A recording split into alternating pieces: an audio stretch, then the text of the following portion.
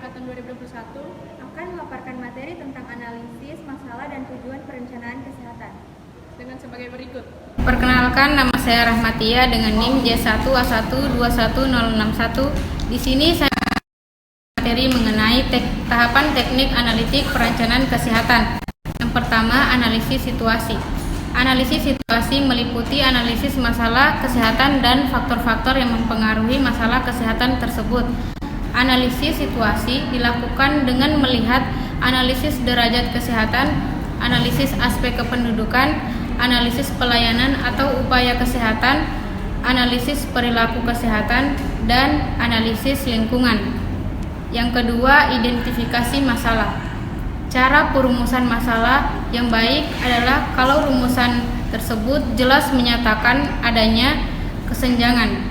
Kesenjangan tersebut dikemukakan secara kualitatif dan dapat pula secara kuantitatif. Penentuan masalah yaitu dapat dengan cara membandingkan dengan yang lain, memonitor tanda-tanda kelemahan, membandingkan capaian saat ini dengan tujuan atau dengan capaian sebelumnya. Penyebab masalah dapat dikenali dengan menggambarkan diagram sebab akibat atau diagram tulang ikan. Diagram tulang ikan adalah alat untuk menggambarkan penyebab suatu masalah secara rinci. Yang ketiga, penentuan prioritas masalah.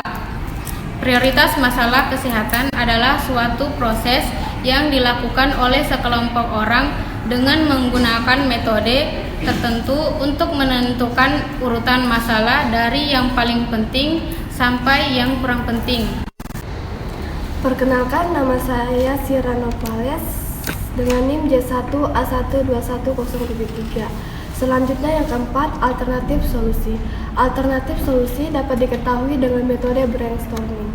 Brainstorming merupakan teknik mengembangkan ide dalam waktu yang singkat yang digunakan untuk mengenali adanya masalah baik yang telah terjadi maupun potensial terjadi. Yang kelima, pelaksanaan solusi. Terpilih solusi yang paling tepat dapat dipilih dengan menggunakan dua cara teknik scoring dan non-scoring. Yang keenam, evaluasi solusi yang dilaksanakan beberapa hal yang bisa diamati dengan evaluasi antara lain hasil yang dicapai suatu dengan rencana. Yang kedua, terdapat kesengajaan antara berbagai ketetapan dan rencana dengan hasil yang dicapai. Dan yang ketiga, hasil yang dicapai dari yang direncanakan. Perkenalkan, nama saya Syafika dengan NIM J1A121085. Saya akan memaparkan materi tentang tipe masalah perencanaan kesehatan. Masalah adalah kesenjangan yang dapat diamati antara situasi atau kondisi yang terjadi dengan situasi atau kondisi yang diharapkan. Secara umum, terdapat 3 syarat dalam menetapkan masalah, yaitu 1. Ada kesenjangan, 2. Ada rasa tidak puas, 3. Ada rasa tanggung jawab mengatasi masalah. Masalah dapat dikelompokkan menjadi 2 jenis masalah, yaitu masalah sederhana dan masalah rumit atau kompleks. 1. Masalah sederhana. Masalah sederhana memiliki skala yang kecil, tidak terpaut dengan masalah lainnya, tidak memiliki konsekuensi yang besar, pemecahannya tidak terlalu rumit, dan dapat dipecahkan oleh individu.